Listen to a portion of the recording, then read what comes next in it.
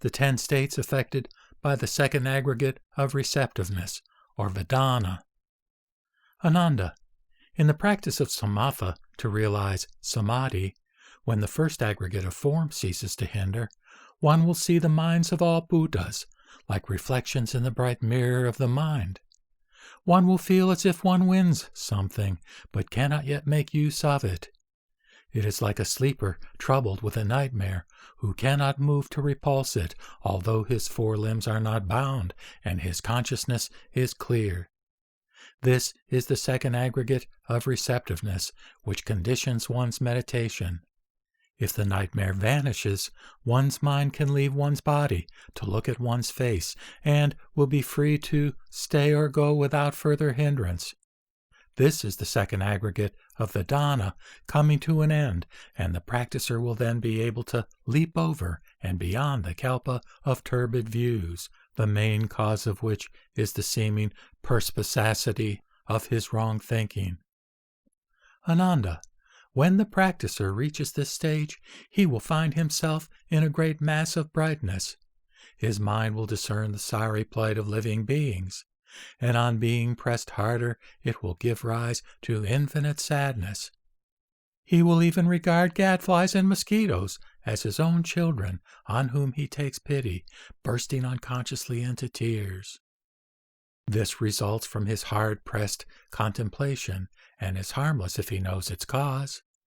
It is not the saintly state, and if he understands it, it will in time disappear. However, if he regards it as sainthood, he will succumb to the demon of sadness, who will control his mind and cause him to be miserable and to lament when meeting others.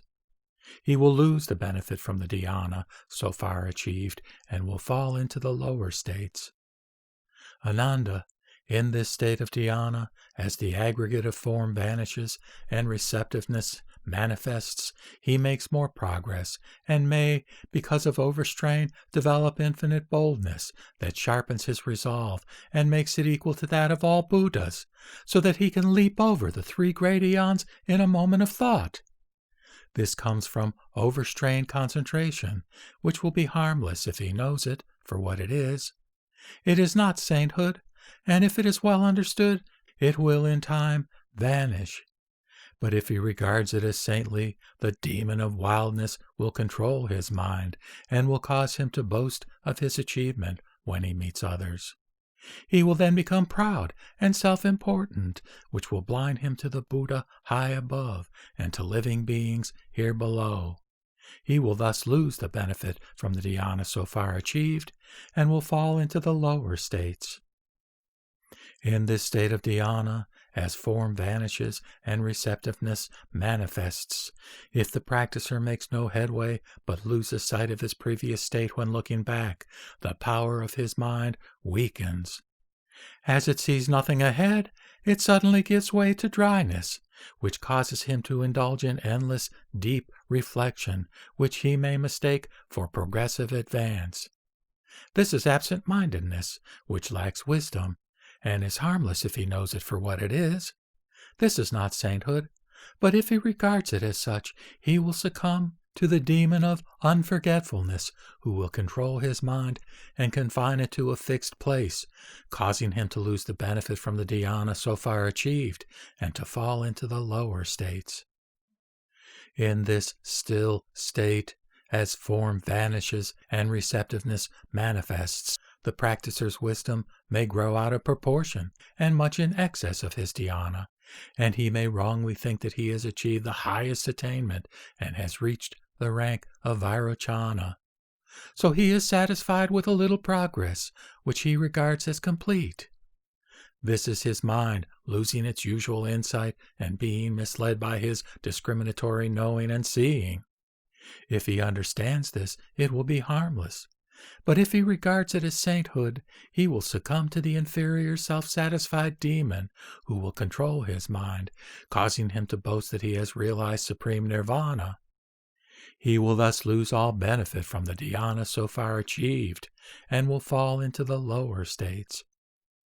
In this state of dhyana, as form vanishes and receptiveness manifests, Before new headway is made, and after his previous experience has passed, he may find himself in a situation which seems very dreadful and full of danger, and causes him endless anxiety and perplexity. He seems to sit on a hot iron bed or to drink poisonous medicine. As a result, he tires of life and seeks to end it to get rid of this torment. This is practiced without the necessary expedient method, and is harmless if he knows the cause. It is not a saintly state, but if he regards it as such, he will succumb to the demon of anxiety, who will control his mind, causing him to cut his own flesh with a sharp knife so that he can die, or to flee to the mountains and groves in order to avoid other people. He will thus lose all benefit from the dhyana so far achieved, and will fall into the lower states. In this state of dhyana, as form vanishes and receptiveness manifests, the practicer may, after feeling very comfortable in the condition of purity and cleanness, suddenly experience infinite joy, which becomes so intense that he cannot check it.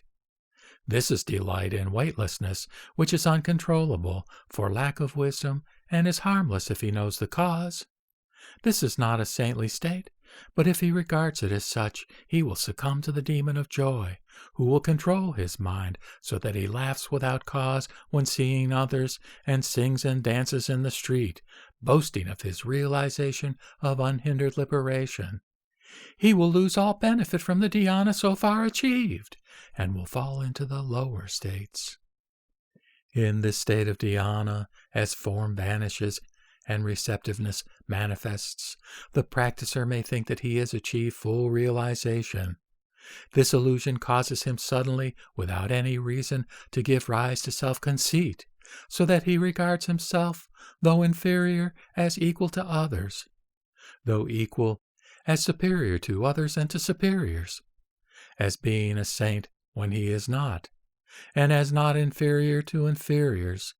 All these feelings occur together. Even all the Buddhas are nothing to him, still more so the less advanced Shravakas and Pratyeka Buddhas. This is an extraordinary state from which he fails to extricate himself for lack of wisdom. It will be harmless if he knows that it is not a saintly state, but if he regards it as such, he will succumb to the demon of self-conceit, who will control his mind and cause him to stop revering the stupas and temples and to destroy the sutras and statues of Buddhas. He will declare to his patrons, "Statues are but gold, bronze, clay, and wood, and sutras are but palm leaves and clothes. Instead of revering the body of flesh and blood, which is really permanent, it is sheer nonsense to worship clay and wood." Those who believe him destroy the statues and sutras and throw them on the ground.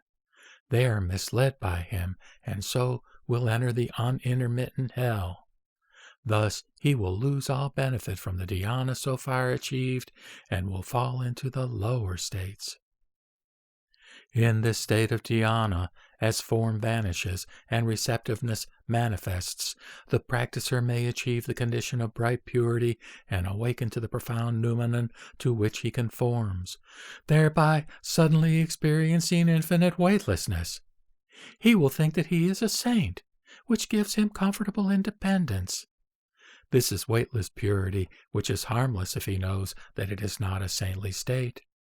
But if he regards it as such, he will succumb to the demon of weightless purity, who will control his mind, causing him to be well satisfied with his incomplete achievement and to refrain from striving to advance further. He is like the untutored bhikshu who misled others and then fell into the Avicii hell. He will thus lose all benefit from the dhyana so far achieved and will sink into the lower states.